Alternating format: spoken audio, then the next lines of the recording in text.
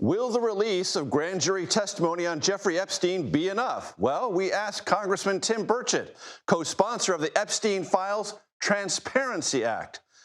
Beto O'Rourke nearly beat Republican Ted Cruz for the U.S. Senate in 2018. Democrats have gotten smoked in Texas since. O'Rourke joins us to examine why. On the surface, the White House and Israel appear tightly aligned, but are cracks forming over the war in Gaza and Israel's moves in Syria?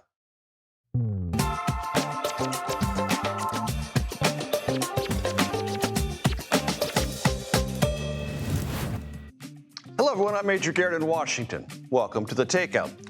This daily version of the Takeout is still young, not even 2 months old. It is, for you and me, a work in progress, a journalistic hybrid, a streaming television show with all of its timing constraints, and a podcast with longer form interviews that dig a bit deeper. Loyal viewers of this show know I usually begin with a central theme. Not tonight.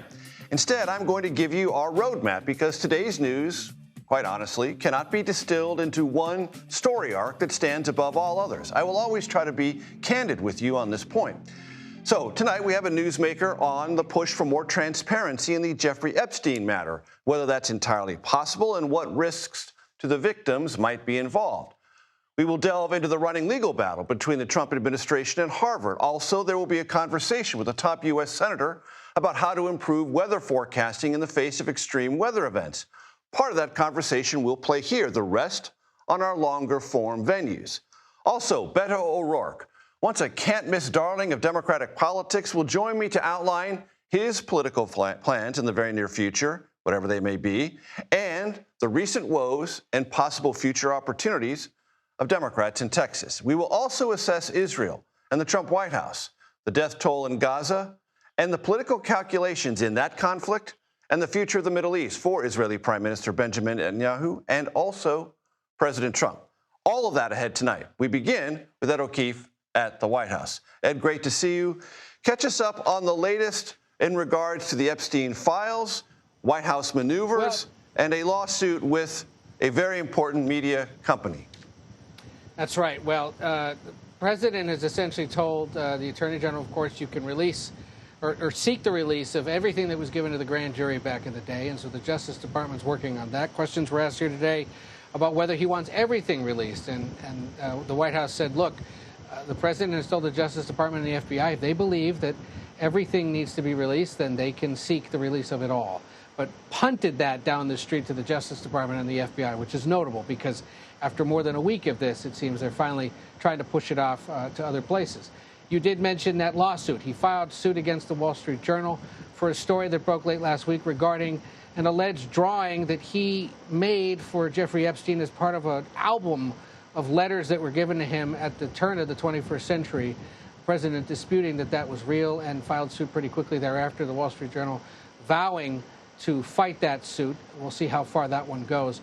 Word also came today that the Wall Street Journal will not be part of the traveling press corps when the president heads to Scotland later this week to inspect his golf courses and to meet with the British Prime Minister, a sign that they are facing some consequences for the reporting of their colleagues, not unlike what happened to the Associated Press and other news outlets, but we'll see how much farther it goes beyond that. Ed, as you know, there is a garish tendency in Washington to obsess over the politics, and in the Epstein matter, that has been true. But I don't want to lose the victims in all this. The victims matter. They're trying to get some transparency and maybe some application of justice. But nevertheless, the political component of the story still lives on. And the question persists, how has the Epstein story affected loyalty within the MAGA base? Do we have an assessment of that today that is slightly different than we might have had midweek last week? Well, we see a little bit of a split, according to the new CBS News poll. While the MAGA base is standing with the president, the broader Republican Party has some concerns. The GOP splits 50 to 49% on the question of whether it's satisfied with how the president is handling the Epstein case. When you dive into those figures, you find 60% of so-called MAGA Republicans, his most diehard supporters, are satisfied with how he's handling it, but 41% of those non-MAGA Republicans are satisfied. And also notable, while 36% of all respondents thinks the Epstein case matters a lot, just 11% of Republicans think so. 54% don't think it matters at all. But part of the reason, I think this is important, it keeps coming up, it's not because we're reporting on it necessarily, but because the president himself is the one that keeps bringing it up, whether in social media posts, whether in calling on the Attorney General to seek the release of all that information given to the grand jury. It's the president that's been driving this as a conversation starter and as an issue that needs to be covered further, which is why it was interesting today to see the White House push off those questions about details to the Justice Department and the FBI, perhaps a shift and a realization they've got to get on to other issues if they want this issue to at least fall into the background. Comprehensive as always. Ed O'Keefe on the North Lawn of the White House. Thank you so very much. Tennessee Republican Congressman Tim Burchett joins me now. Congressman, it's good to see you.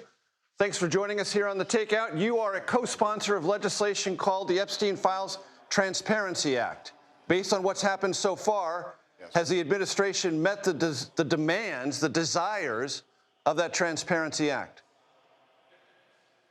Well, I think it's a good start. I don't think you're ever going to get to the bottom of this thing, just like this town never gives up its secrets very, very quick, or if they do it all, like case in point, the Kennedy assassination. Lee Harvey Oswald was supposed to have made a shot that entered the front and the back of President Kennedy's body, and then they find this basically unscathed bullet on a gurney in Texas, and we're still studying that, and nobody's willing to come forward with that. So, I mean, you know, and of course, and I get the Democrats. They went 4 years and didn't do anything about it. Dick Durbin made a big deal about basically talking down to my senator, Senator Blackburn, when she was trying to get flight logs and things like that released. And now he's claiming that he was trying to do it all along or something. I can't quite figure that out. And the only thing I can really figure out is that we need to quit pointing fingers. I realize the Democratic Party is not doing so well. I mean, the biggest candidate they got in the country is, yeah, people are saying he's a communist. And you say, no, wait a minute, I'm not a communist, I'm a socialist, as if that's a selling point. And so everybody's just looking for cover. And the truth is, we need to just get to the bottom of it. And my biggest concern in this whole thing, because I'm heavily invested in this issue. When I was in the state legislature, I sponsored many bills castrating child molesters, going after child porn distributors. The first ICAC laws, I think, maybe in the country, some of them, internet crimes against children, things like that, and distribution, going after those people. And so I've held the hand of people that have been molested, and they carry a life sentence, and it's not right. And we need to send those people a message that we stand by them, and we need to send the dirtbags in this world that we need to be sending to hell, like Epstein, who I'm sure that's where he is right now. This activity is not okay, and we're not going to okay it. But I would warn people, they want to get a hold of these flight logs, and I get that. But the truth is, a lot of people on those flight logs are going to be innocent. They're not, I mean, you know, just because they didn't have to go to the island. If they flew from Florida to New York or somewhere right in between on that plane, you know, that doesn't mean they're a pedophile. And you know, who knew Epstein was involved with this until the news broke on him? So there's a lot of questions that need to be answered, and I hope that we move forward in a judicious manner. And I think the president's move with the Attorney General Bondi is the correct move, and I think it's a move in the right direction. Were you insulted when the president said that those expressing opinions like you just did had fallen for the Democratic hoax and need to move on?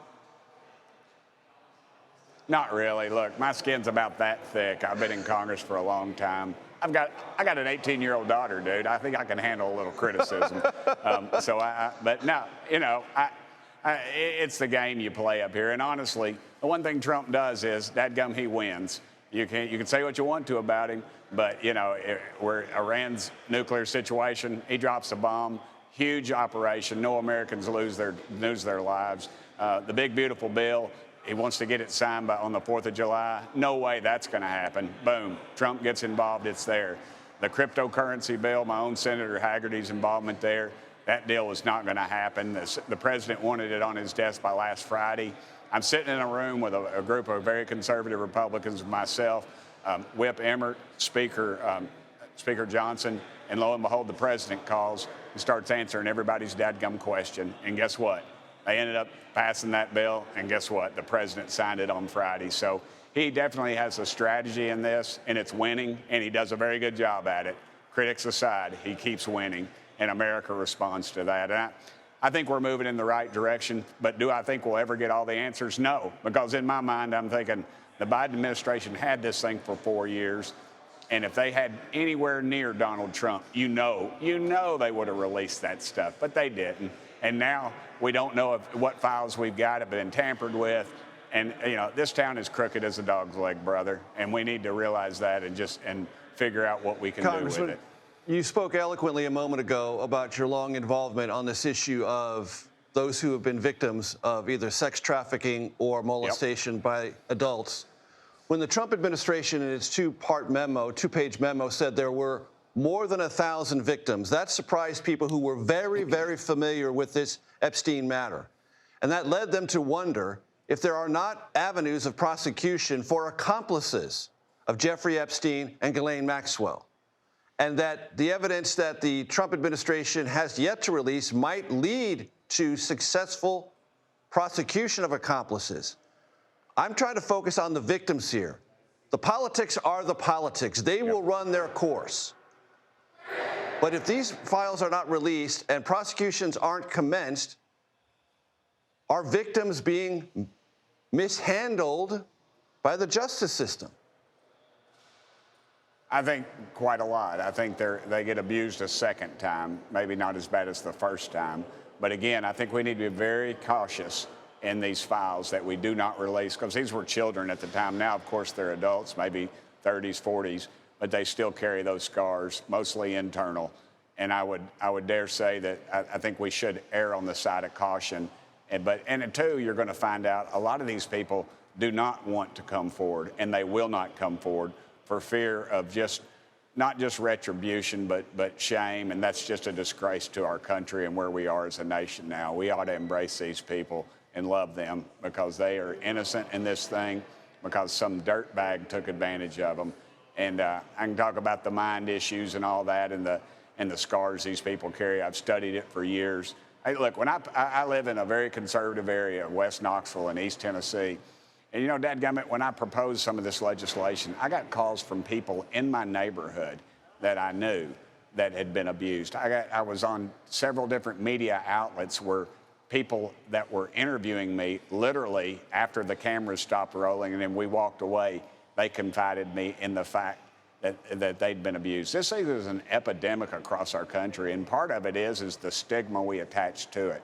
And every time we try to brush something like this away or blame the victim or anything, to me, it just sends this thing further and further down a hole.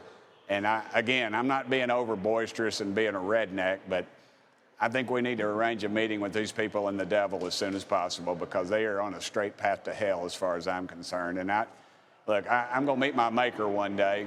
Jesus had a saying about how you treat the least amongst you.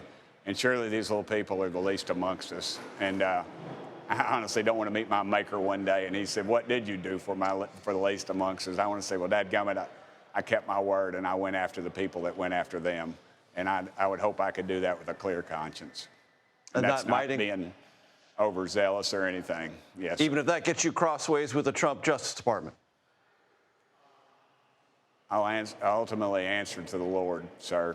And I dare say that is going to be, that would weigh on my conscience a lot more than making political points. And I get it. Look, this game, it's tough to raise money. It's even tougher for somebody like me, because when I take on the machine. But I'm not crosswise with Trump at anything on this. I think he's going about it the right way. I think these files need to be released, the ones that he's talking about. And I think that is a great start and a great sign to this country, because the Biden administration had 4 years and didn't do anything. Congressman Tim Burchett, Tennessee. I appreciate it, sir. Thanks very much for your time. Thank you, brother. It's been a pleasure. And good luck on your show. I'm digging it. Thank you. Harvard argued in federal court today that the First Amendment is on the line as it fights the Trump administration in its efforts to cut $2.6 billion in federal funding. The government countered that acts of anti-Semitism on campus violated federal law. In a social media post, President Trump preemptively denounced the presiding judge, vowing an appeal if the administration loses. CBS News legal contributor Jessica Levinson joins me now. Jessica, always good to have you with us. For my audience's benefit, because they probably weren't following it as closely as you are and can't describe it as accurately and as cogently as you can, what happened in court today, and what do you make of the president preemptively denouncing the judge and what might come? Well, maybe I'll take the second part first, which is to say what happened in court today is that I think it was a good day for Harvard. They're making an argument here that the Trump administration has violated the Constitution, the First Amendment, by freezing their funding, and that the Trump administration has violated a statute, the Administrative Procedures Act, by the way they went about freezing their funding. So Harvard is saying basically you're violating individual rights, the First Amendment. You're targeting us based on what we're saying or what we refuse to say. And you haven't gone through the proper process to try and cut off this more than $2 billion in funding. And I think the judge in her questioning today was sympathetic to Harvard's case here. So that brings us to the second part, which is what is the president doing, kind of preemptively criticizing the judge? I think the president saw what the rest of us saw, which is that this is a judge who was pretty dubious of the Trump administration's position.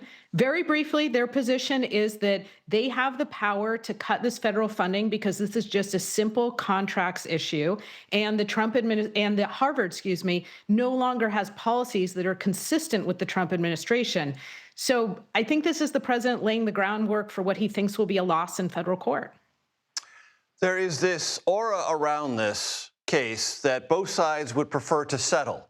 But settlements don't just fall out of the sky. They arrive by some determination by one of the litigants. Do you see any path toward that? Well, there's nothing that motivates parties to settle like the eve of trial, which is essentially what happened today. This was a motion for summary judgment, meaning Harvard is saying, and the Trump administration is saying, we don't need a jury. We don't need fact finders here. We can let the judge decide because the legal standard is there's no genuine dispute about the material facts. Now, because there wasn't a settlement thus far, it means I think that both sides potentially could wait until the judge rules. Harvard has said we need to hear from you by September 3rd, or else the Trump administration will argue that essentially we can't claw back this federal funding. But I don't know what happens next. Neither do I. But Jessica, you always illuminate, and I appreciate it very much. Thank you. Still to come, Beto O'Rourke, will he run for the Senate again? As Republicans prepare to redraw district lines in Texas, O'Rourke tells fellow Democrats, be ruthless. The president says he won on immigration and leans on that issue regularly, and yet new CBS News polling shows declining support for the administration's aggressive deportation policies. Are there genuine divisions between Trump and Israeli Prime Minister Benjamin Netanyahu? United on Iran for sure, but there may be new strains over Syria and Gaza. We will explore that. All ahead here on The Takeout.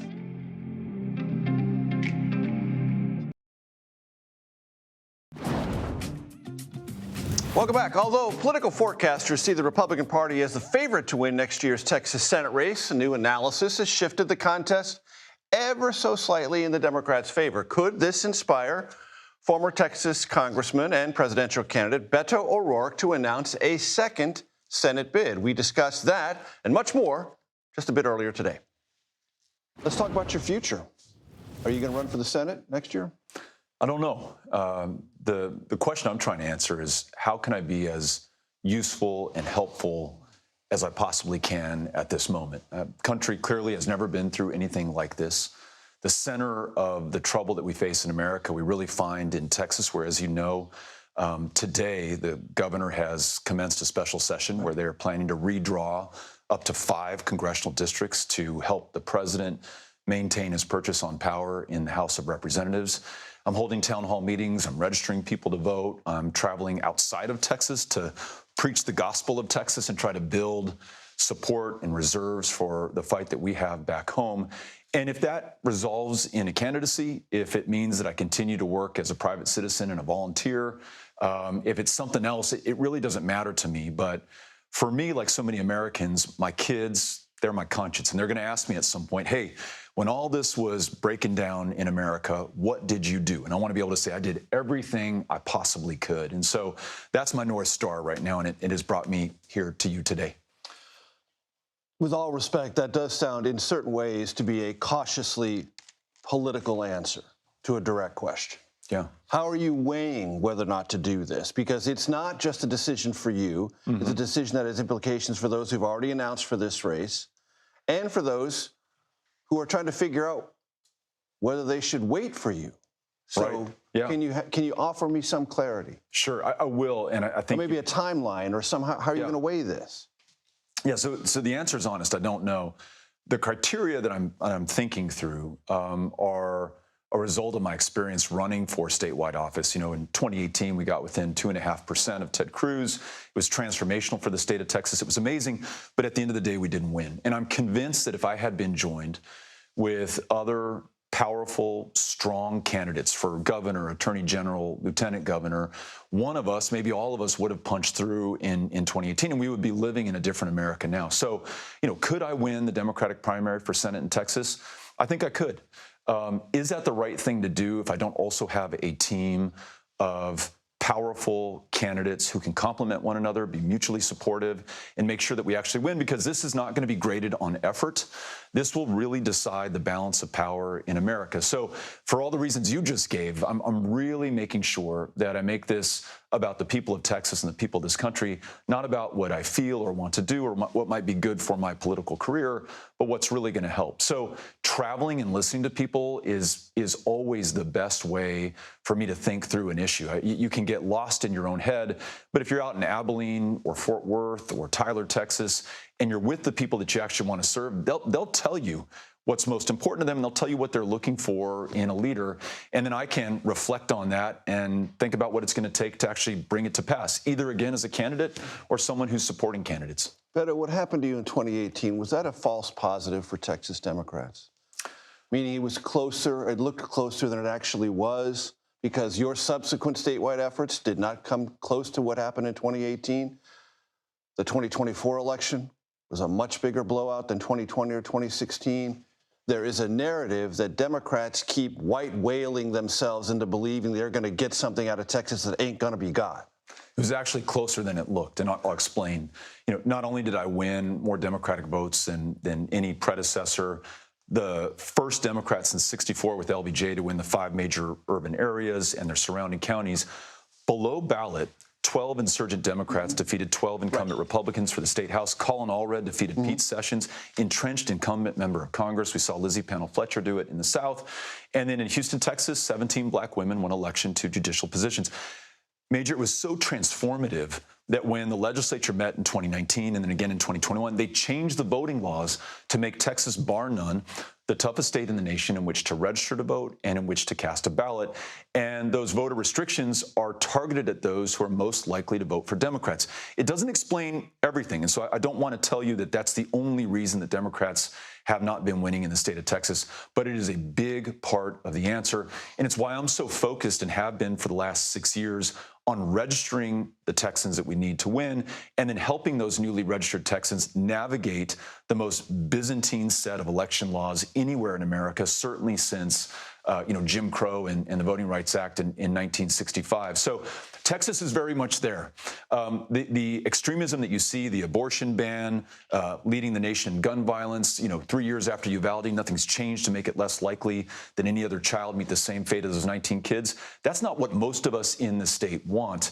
But when you have more than 9 million registered Texans not casting a ballot in the gubernatorial election, so many millions sitting it out in 2024, I think that reflects not so much that we're a red state, but a non-voting state. The task for me and anybody working on this is how do we get people to vote? You said recently that Texas Democrats need to be ruthless, or maybe Democrats nationwide need to be ruthless on this question of redistricting. What did you mean by that? I think far too often Democrats are more interested in being right than they are in being in power. And what I've seen of today's modern Republicans under Donald Trump is they care more about being in power than anything else, including being right or ethical or moral or working within the law. I'm not encouraging Democrats to break the law, but Redistricting, as an example, let's match fire with fire. In California, Governor Newsom arguably has the power to help redraw districts in that state to Democratic advantage.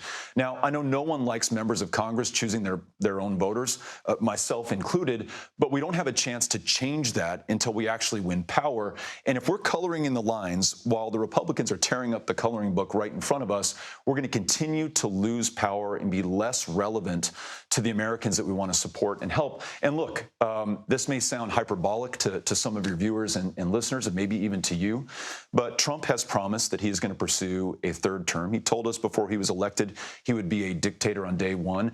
He joked, or maybe he didn't joke, that you vote in this election in 2024, you'll never have to vote again. If we do not win a majority in the House of Representatives, we will have lost our best check on tyranny, on fascism and authoritarianism in the United States of America. That is my core belief. And we will have some answering to do if we fail at this moment of truth. Our kids or grandkids are going to be wondering, why didn't you step up and save this country when you had the chance? So not everything is going to appeal to everyone, but we must do everything we can with what we have right now, or we're going to lose the republic. Is America a tyrannical country now? It is descending into it as quickly as anyone has seen, anyone in living memory. We've never seen a crisis of constitution, rule of law, or government of the people, by the people, for the people, since perhaps the attacks that preceded the Civil War and the loss of more than 300,000 Union dead to preserve this country as a free nation and to end slavery and defeat the Confederacy. I sure as hell hope that this does not descend into further violence and armed conflict. I want us to resolve this democratically, peacefully, and nonviolently. But within those parameters, let us do everything that we can, because if we fail to do that, the other side is going to consolidate this power, and it might very well spell the end of this noble experiment. You can watch my full interview. It runs 40 minutes or so with Beto O'Rourke on our Takeout YouTube page. You can also listen to it on our podcast feed. Moving on, their former names and logos were considered racist, but now President Trump wants the Washington football and Cleveland baseball teams to change them back. What's behind this suggestion from the White House? Next, right here on the Takeout.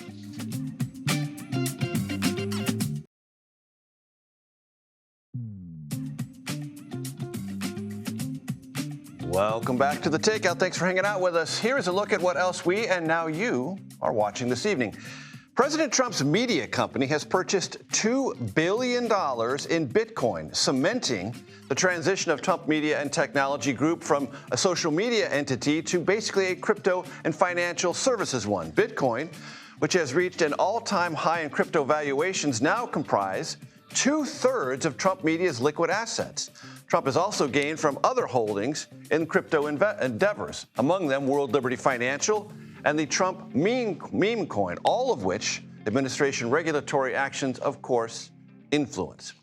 Now to the flooding tragedy in Texas, where officials in hard-hit Kerr County lowered the number of people believed to still be missing, lowering that number from 100 now to 3. Most people now have been found safe that were once categorized as missing. Even so, 135 lives have been lost. In the wake of that flooding, there is now a push here in Washington, a bipartisan one, to address severe weather warnings. Senator Maria Cantwell, top Democrat on the Commerce Committee, and Republican Ted Cruz of Texas are calling on the Trump administration to invest in weather and early warning networks. I sat down with Senator Cantwell to talk about this earlier today.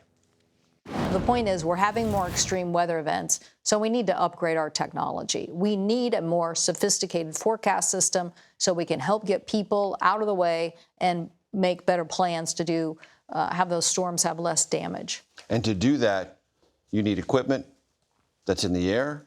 You need equipment that's on the ground, that's AI, that's different communications mechanisms. Walk my audience through all those things we need. Well, I think of it kind of like a software upgrade. Our system is kind of a 1.0, and we need like a 4.0. You can watch my full interview with Senator Cantwell on our YouTube page, and of course, you can hear it on our podcast feed. I want to bring in our reporter panel, Congress reporter for Semaphore, Eleanor Mueller, and White House reporter for Politico, Sophia Kites. Great to have you both here. Eleanor, I'm so glad you're here because you have new reporting on Trump administration policies and the cost of housing in America. Housing is an issue we have not delved into enough to my satisfaction, but I guarantee we'll do more of that. Help us do some of that right now. So housing affordability is at, near historic lows. And on top of that, we're seeing construction really slow, which is contributing to the problem. There's fewer homes being built than there have for the last couple of years. And so there's obviously less supply and prices are going up. And so that's what this analysis we covered this morning found. It was that the Trump administration's policies are contributing to bring these prices up. It's a combination of three things. One is his tariff policies, which are putting the Fed on the back foot as far as cutting interest rates, which is making building more expensive. It's cutting the discord between the president and Jerome Powell, the chairman of the Fed. Yes. Absolutely. Yup. And the other two? And then it is cutting administration funding to affordable housing initiatives. And then these discussions of what to do with Fannie Mae and Freddie Mac, the government-backed mortgage processors that process a bunch of our country's mortgages. There's talks of taking them out from the government's control. And that's something that would, I think people across the ideological spectrum agree, raise mortgage prices. So all of those things are creating possibly an unintended sense of freezing up availability, both of houses being built and mortgages being accessed at affordable prices. Absolutely, yeah. We're talking about rent. We're talking about the price to build. We're talking about the price to buy. All of these things are affected by higher interest rates and slower construction. And that is one of the metrics upon which most Americans decide how affordable their lives are, what they pay for housing. Sophia, I'm so glad you're here because you have analysis and reporting on this lawsuit filed late last week by the president against Dow Jones, Wall Street Journal, and the like. You argue it's not your garden variety Trump hates the media, quote unquote, clash. It's different. Yeah, it's a little bit different because this is like, it's one thing to have a fight with your friend. It's another to have a fight with your family. Right. And I think for a long time, the Journal was, first of all, the Trump White House has a lot of, personal connections with Journal reporters. And then, of course, Rupert Murdoch, of course. Head of News Corp. Yeah. And Trump personally got involved. And Fox is part of that. Exactly. So this entire entity, Trump tried to get involved personally, calling the editor-in-chief of the Journal. They went out with this story anyways. And remind my audience quickly what the story is. Basically that there's a letter from Trump and a doodle drawing to Jeffrey Epstein on his 50th birthday. Yeah, and they have, the Journal says that it's verified the authenticity of the letter, and they've described the letter and the drawing in pretty vivid detail. And of course, that angered Trump, so the war is on. And what we have now is sort of this two-pronged effort from Trump and the White House to sort of get back at the Journal. One, you've got the lawsuit, right? The second piece of this is kicking out the Journal's reporter from the Scotland trip, which Ed O'Keefe mentioned at the top of our program. Yeah. And that's big because I think, in the age of Trump, one thing that's really important to news outlets is access. Whether you like it or not, access is important. Just the ability to have access to the information, to live, being able to see the president in the Oval Office.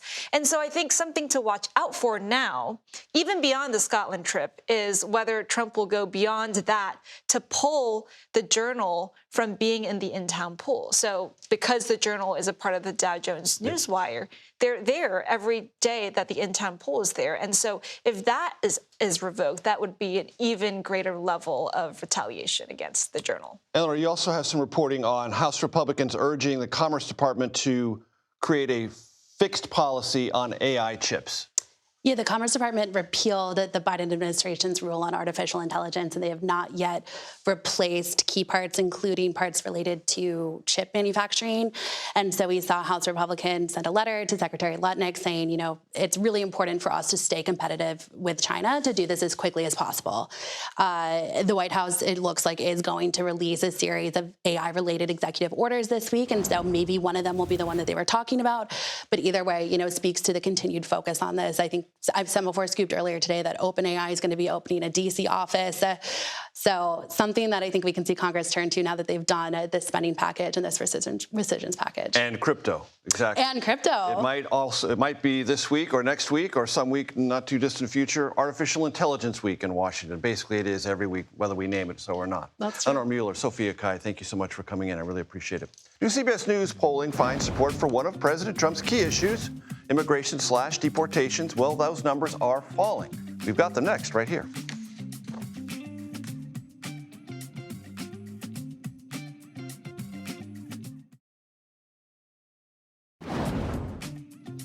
Welcome back. A new CBS News poll finds support for President Trump's mass deportation program is, in a word, eroding. In February, 59% of Americans we surveyed backed it. That number has declined by 10 points.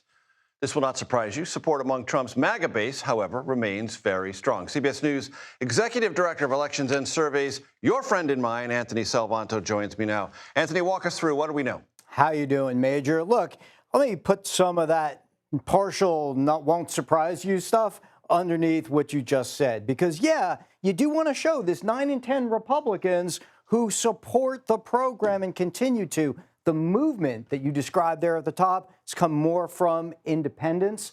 And here's the why part of it.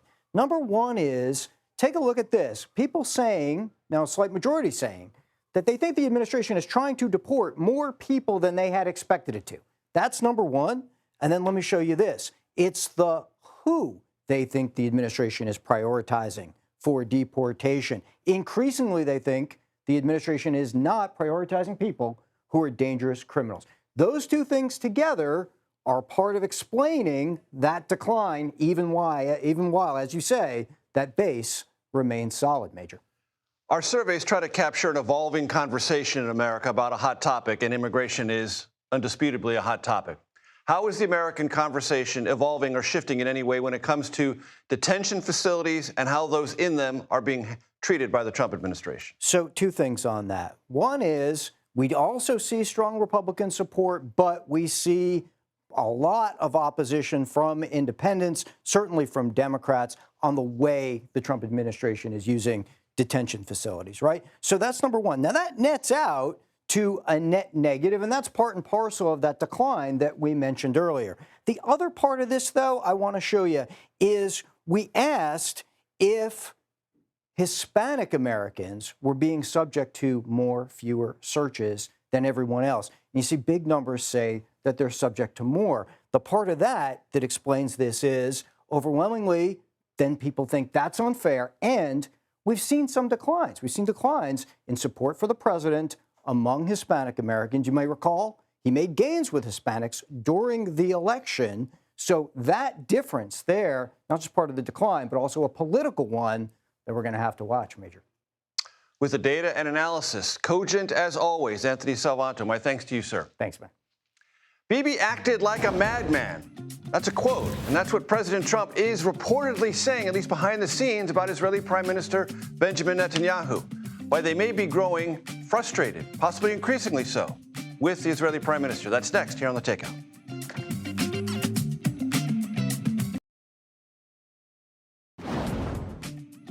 Welcome back. White House officials are reportedly, and that's an important word, reportedly upset with Israeli Prime Minister Benjamin Netanyahu after his airstrikes on Syria. One of them told Axios he, meaning Netanyahu, quote, acted like a madman. There's also concern in the West Wing about an Israeli strike hitting the only Catholic church in Gaza. That incident prompted President Trump to call Netanyahu seeking an explanation. Staff writer for the New York Times Magazine, Ronin Bergman, joins me now. Ronin, you know as well as I do, one blind quote in one outlet in Washington, D.C. does not a full-blown dispute make. However, is there something going on between the Trump White House and Benjamin Netanyahu that merits closer scrutiny and that could be on the verge of a break? I would be hesitant to declare what was declared many, many times as the coming on the brink of, very close to, an explosion of the usually good relations between them. President Trump, as we reported a few weeks ago, has turned from one side of opposing an Israeli-American strike in Iran to agree to an Israeli one and then join in. However, there seems to be a growing, I would say, unhappiness with the White House when Prime Minister Netanyahu is not following the strong recommendations, the ongoing strong recommendations from President Trump and his aides to finish the war. Now, there is an ongoing discussion on an intermediate deal for hostages that will be released in exchange of 60 days ceasefire, in exchange of Palestinian prisoners released. The problem is not about that intermediate deal, because most of the sides, including Netanyahu, will take this. The problem is that Hamas is demanding U.S. commitment, not just for that deal, not just for 60 days ceasefire, but that this will evolve into and will not be, the ceasefire will evolve into and will not be stopped for war and will result in a total cessation of hostilities, withdrawal of the Israeli army from Gaza, release of all the hostages, and the end of this horrifying, unbelievably long and cruel war. And this is, and Israel, for the time being, is not agreeing to make such a commitment. Basically, Prime Minister Netanyahu has not agreed to end the war in Gaza. And because of that, because of Hamas not believing that only U.S. commitment are enough, we are not seeing the end deal, but we are also not seeing a small deal because it's dependent on U.S. commitment and how much Hamas believe in U.S. commitment, that the U.S. will be able to enforce a final agreement, total cessation of hostility on Netanyahu. Ronen, how much have the recent civilian casualties, and I know and you know better than I do, rampant civilian casualties throughout this conflict, but casualties of starving or nearly starving Palestinians being shot by Israelis trying to obtain food. We mentioned the strike on the Catholic Church there. How much has that, if at all, created to this friction in this relationship? Well, you should be a much better interpreter of American politics than President Trump. But I heard that President Trump is striving to have the Nobel Prize for peace. As long as such an ongoing war with so many casualties on both sides is going on, I think President Trump is seeing his vision or his dream to get the Nobel Prize just getting further and further away.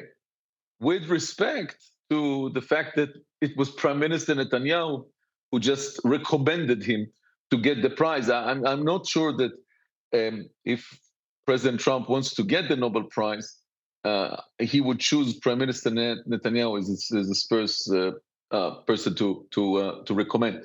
But I think that it seems that the Trump administration are trying to get this conflict done and over.